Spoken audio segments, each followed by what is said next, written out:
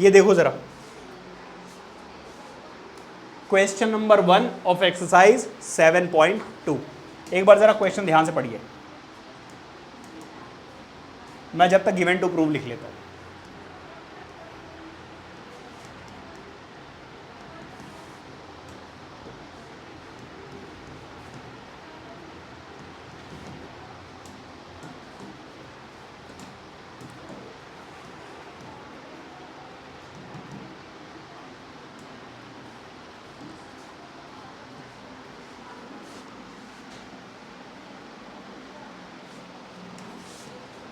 जरा ध्यान से समझिएगा, एवरीबडी पे योर अटेंशन हियर।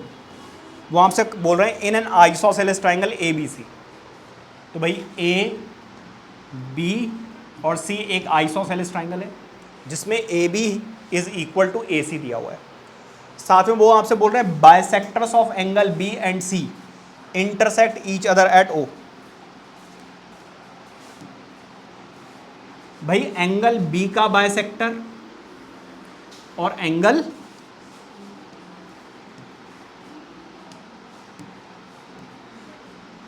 सी का बाइसेक्टर मीट एट ओ। ये दोनों किस में मिल रहे हैं भाई?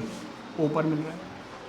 अगर ये बाइसेक्टर हैं तो बहुत ही अच्छे से ये समझ में आ रहा है मेरे, ये वाला एंगल इसके इक्वल होगा और ये वाला एंगल इसके इक्वल होगा। और एक बात ये भी समझ में आ रही है, क्योंकि ये आइसोसेलेस ट्राइंगल है तो ये पूरा एंगल इस पूरे एंगल के इक्वल होगा। ये पूरा एंगल इस पूरे एंगल के इक्वल होगा। ये सारी बातें समझ में आ रही हैं।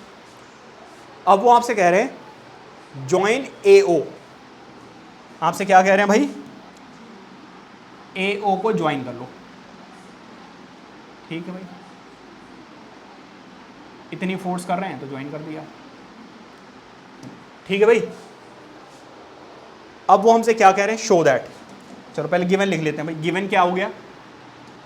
ए B is equal to A C और साथ में B O and C O bisects angle B and angle C. ठीक है। अब आ जाइए किस पर? फर्स्ट पार्ट पे। फर्स्ट पार्ट पर O B is equal to O C. Second part में क्या आ जाएगा? A O bisects angle A. ठीक है।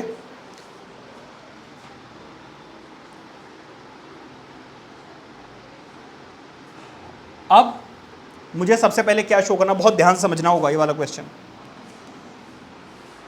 B O is equal to what? C ओ।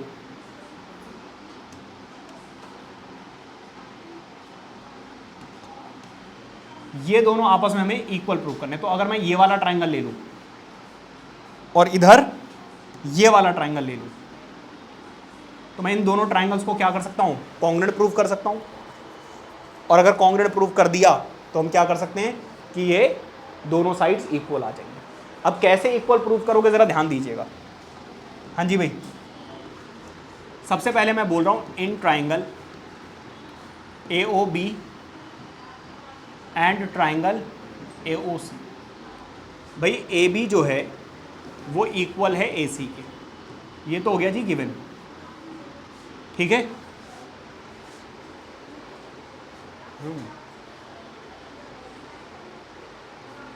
अरे इसको दूसरे तरीके से कर दूं। एक इजी मेथड मेरे दिमाग में आ रहा है, एक इजी मेथड आ रहा है मेरे दिमाग में, वो वाला देखो ज़रा। भाई एक बात बताओ, मैं आपसे ये बोल रहा हूँ angle B is equal to angle C. ठीक है।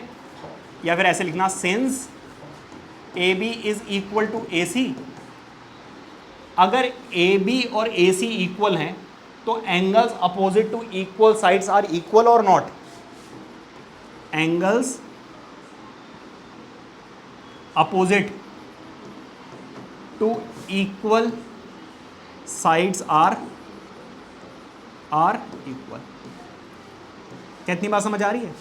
और अगर मैं इन दोनों एंगल्स का हाफ कर दूं, एंगल बी का हाफ कर दूं और एंगल सी का हाफ कर दूं, अगर मैं बोथ साइड्स किसी भी नंबर से मल्टीप्लाई, डिवाइड, ऐड या सब्ट्रैक्ट करूंगा तो आंसर सेम रहता है, ठीक है।